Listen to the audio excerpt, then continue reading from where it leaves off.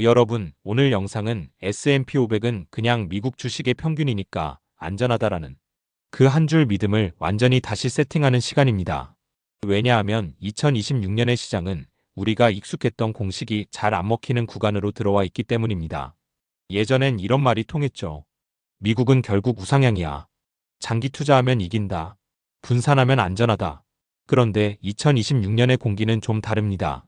금리가 한번 올라가면 끝이 아니라 높은 금리가 오래 버티는 구간이 생겼고, 인플레이션도 잠깐의 소동이 아니라 생활비 자체를 재편해버렸고, 기업 실적은 좋아도 주가는 흔들리고, 반대로 경기 지표가 나빠도 주가는 버티는 이상한 장면이 계속 나오고 있습니다. 이게 왜 문제냐면요. 많은 분들이 S&P 500을 예금보다 조금 위험하지만 어쨌든 우상향하는 장기 적금처럼 생각하고 들어오거든요. 그런데 시장은 적금이 아닙니다. 시장은 심리이고 가격은 기대이고, 기대는 금리와 정책, 그리고 쏠림에 의해 움직입니다. 자, 그럼 S&P 500이 도대체 뭐길래 이렇게들 투자할까요?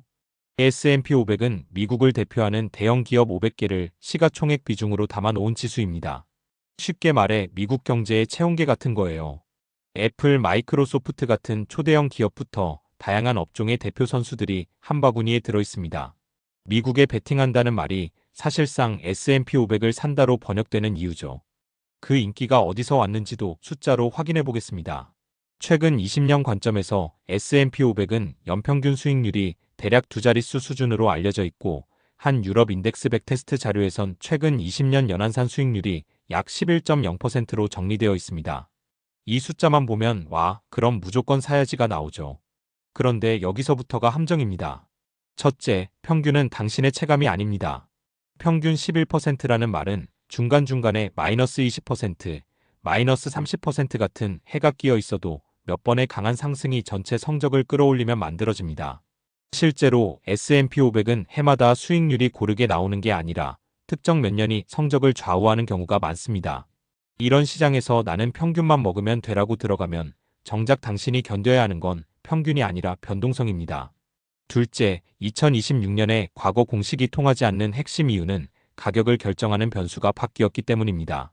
과거 2010년대는 저금리가 기본 배경이었습니다. 그러면 기업의 미래 이익을 현재로 당겨 계산할 때 할인율이 낮으니까 주가가 자연스럽게 높게 평가되기 쉬워요. 그런데 지금은 금리가 낮아질 거야라는 믿음만으로 시장이 계속 달릴 수 없는 구간입니다. 금리가 조금만 흔들려도 같은 실적을 내는 기업의 적정 가격이 달라집니다. 그래서 실적 좋은데 왜 주가가 못 가? 같은 장면이 더 자주 나와요. 셋째, S&P 500의 또 다른 현실은 분산처럼 보이지만 실제로는 집중될 수 있다는 겁니다. 500개 기업이라며요? 엄청 분산된 것 같죠. 하지만 시가총액 비중으로 단기 때문에 상위 몇 개 초대형 기업이 지수 전체의 방향을 좌우할 때가 많습니다. 미국 전체에 투자한다고 생각하고 들어왔는데 어느 순간 내 계좌는 상위 몇 종목의 운명에 더 민감해지는 구조가 만들어질 수 있습니다. 이게 2026년에 특히 더 중요해진 이유는 기술 AI 같은 테마가 시장을 주도하는 구간에서 쏠림이 더 강해지기 때문입니다. 그래서 오늘 영상에서 제가 하고 싶은 말은 단순합니다. S&P 500은 분명 훌륭한 도구지만 무지성으로 사도 되는 상품이 아니라 제대로 알고 써야 하는 도구입니다. 칼이 위험해서가 아니라 칼을 숟가락처럼 쓰려 하면 다치는 것처럼요. 이제부터는 S&P 500이 왜 장기적으로 강했는지를 경제 원리로 풀어보겠습니다. 중학생도 이해할 수 있게 딱 세 가지 비유로 설명해 드릴 텐데요. 먼저 아주 쉬운 질문 하나로 시작하겠습니다. 미국 기업 500개를 한 바구니에 담았는데 왜 이 바구니는 시간이 갈수록 커지는 경향이 있었을까요? 좋은 질문이죠. 왜 시간이 갈수록 그 바구니가 커졌을까? 이걸 이해하려면 S&P 500을 주식 상품이 아니라 하나의 생명체처럼 보면 훨씬 쉬워집니다. 첫 번째 비유부터 해보겠습니다. S&P 500은 고정된 팀이 아니라 항상 교체되는 국가대표팀입니다. 많은 분들이 착각하는 게 있어요. 500개 기업이면 망하는 기업도 같이 끌고 가는 거 아니야? 라고 생각하시죠. 그런데 그렇지 않습니다. S&P 500은 기준을 충족하지 못하면 빠지고 성장성과 규모를 갖춘 기업이 새로 들어옵니다. 쉽게 말해 성적이 안 좋은 선수는 자연스럽게 탈락하고 잘하는 신인이 계속 합류하는 구조입니다. 이게 왜 중요하냐면요. 개별 기업은 망할 수 있지만 미국 경제의 대표 선수단은 계속 젊어지고 강해져 왔다는 뜻이거든요. 20년 전만 해도 시장의 중심은 금융, 에너지, 전통 제조업이었습니다. 지금은 어떻죠? 기술, 플랫폼, 헬스케어, AI가 중심에 서 있습니다. S&P 500은 그 변화를 예측해서 담은 게 아니라 결과적으로 살아남은 기업들만 남긴 구조입니다. 이 점이 장기적으로 강력한 이유 중 하나입니다. 두 번째 비유로 가보겠습니다. S&P 500은 미국 경제 전체의 이익을 나눠 갖는 자동 분배기입니다. 기업이 돈을 벌면 어떻게 하죠? 이익을 재투자하거나 배당을 하거나 자사주를 매입합니다. 이 세 가지는 모두 주주에게 돌아가는 길입니다. S&P 500에 투자한다는 건 어떤 회사가 다음 주에 뜰지 맞히는 게 아니라 미국 기업들이 벌어들이는 전체 이익의 흐름에 올라타는 것입니다. 그래서 중요한 개념이 하나 나옵니다. 바로 생산성입니다. 미국 기업들의 장기 성장은 근면함보다 시스템에서 나왔습니다.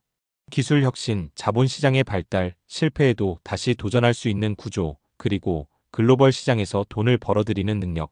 이런 생산성의 축적이 결국 기업 이익으로 쌓이고 그 이익이 주가에 반영되면서 S&P 500의 장기 상승을 만들어 왔습니다. 그런데 여기서 반론이 나옵니다. 그럼 이제도 똑같이 오를까요? 이미 너무 오른 거 아닌가요? 아주 합리적인 의문입니다. 그래서 세 번째로 금리와 가치 평가 이야기를 해야 합니다. 주식 가격은 단순히 잘 벌면 오른다가 아닙니다. 미래에 벌 돈을 지금 가치로 환산한 가격입니다. 이때 기준이 되는 게 금리입니다. 금리가 낮으면 미래 돈의 가치가 커 보이고 금리가 높으면 미래 돈의 가치는 깎입니다. 2010년대에 S&P 500이 강했던 이유 중 하나는 기업이 갑자기 천재가 돼서가 아니라 돈의 가격, 즉 금리가 비정상적으로 낮았기 때문입니다. 2026년의 핵심은 여기입니다. 앞으로도 미국 기업들이 돈을 못 벌 거냐? 그건 아닙니다. 문제는 그 돈을 얼마의 가격으로 쳐줄 거냐입니다. 이 구간에서는 실적이 좋아도 주가가 정체될 수 있고 반대로 실적이 평범해도 기대만으로 오를 수 있습니다. 그래서 S&P 500을 무조건 장기 보유라는 주문처럼 외우는 게 아니라 어떤 환경에서 어떤 역할을 하는 자산인지 이해해야 합니다. 여기서 또 하나의 질문이 나옵니다. 그래도 개별 주식보다 ETF가 낫지 않나요? 맞습니다. 그래서 많은 분들이 S&P 500 ETF를 선택합니다. ETF는 관리가 쉽고 비용이 낮고 감정 개입이 적습니다. 특히 장기 투자자에게는 실수할 확률을 줄여주는 도구라는 점에서 굉장히 훌륭합니다. 하지만 여기서 마지막으로 꼭 짚고 넘어가야 할 게 있습니다. ETF가 안전해서가 아니라 ETF는 전략이 없으면 그냥 흘러가 버리는 배라는 점입니다. 바람이 좋으면 빨리 가지만 바람이 바뀌면 방향 조정이 필요합니다. 이제 다음 단계로 가보겠습니다. 그렇다면 2026년을 사는 우리는 S&P 500을 어떤 태도로, 어떤 비중으로, 어떤 마음가짐으로 가져가야 할까요? 이 질문에 답하지 않으면 좋은 자산도 불안한 투자가 됩니다. 이제부터는 오늘 영상의 가장 실전적인 파트로 넘어가겠습니다. 오늘부터 당장 바꿔야 할 태도, 그리고 계좌 안에서 실제로 달라져야 할 자산 배분 이야기를 차근차근 이어가겠습니다. 이제 마지막으로 2026년을 사는 우리가 S&P 500을 대하는 태도를 정리해 보겠습니다. 이 파트에서는 이론보다 행동이 중요합니다. 그래서 저는 오늘 이걸 세 가지 전략으로 말씀드리겠습니다. 복잡하게 생각하지 마시고 이 세 가지만 기억하셔도 됩니다. 첫 번째 전략입니다. S&P 500을 수익률 상품이 아니라 기본 자산으로 대하라는 겁니다. 많은 분들이 S&P 500을 살 때 이렇게 생각합니다. 이게 제일 잘 오른다니까 이걸로 수익을 내야지. 그런데 그 순간부터 마음이 흔들리기 시작합니다. 조금만 조정이 와도 불안해지고 뉴스 하나의 계좌를 들여다보게 되죠. S&P 500의 진짜 역할은 따로 있습니다. 이건 미국 자본주의 전체를 통째로 들고 가는 바닥 자산입니다. 집을 지을 때 바닥이 흔들리면 위에 뭘 올려도 불안하듯이 투자에서도 기준이 되는 자산이 필요합니다.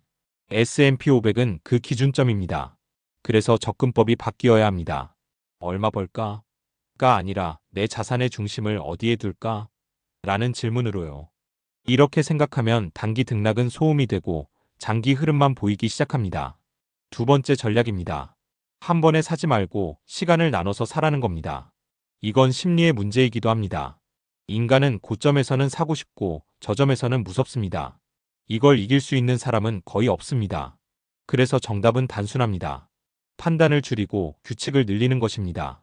예를 들어 이런 식입니다. 앞으로 3년 동안 매달 같은 금액을 S&P 500 ETF에 투자한다. 이렇게 하면 시장을 맞힐 필요가 없어집니다. 올라가면 올라간 대로 사고 내려가면 내려간 대로 삽니다. 이 방식의 장점은 수익률이 아니라 지속 가능성입니다.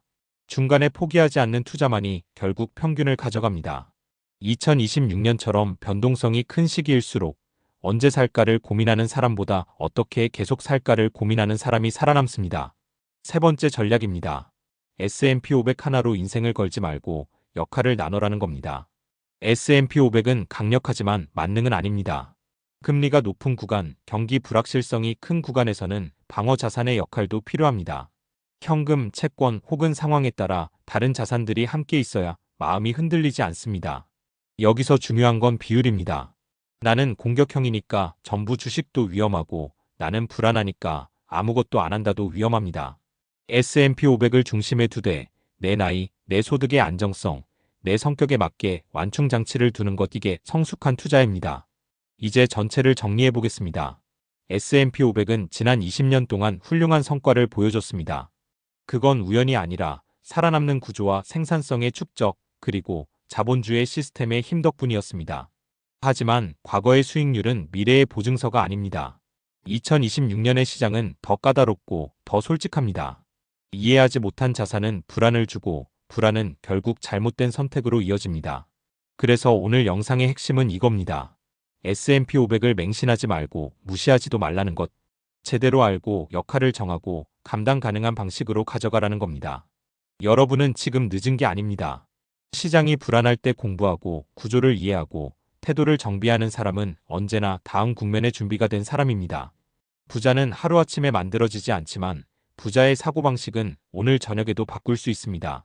오늘 이 영상이 여러분의 투자 인생에서 그때 생각을 바꿨지라고 떠올릴 수 있는 기준점이 되기를 바랍니다.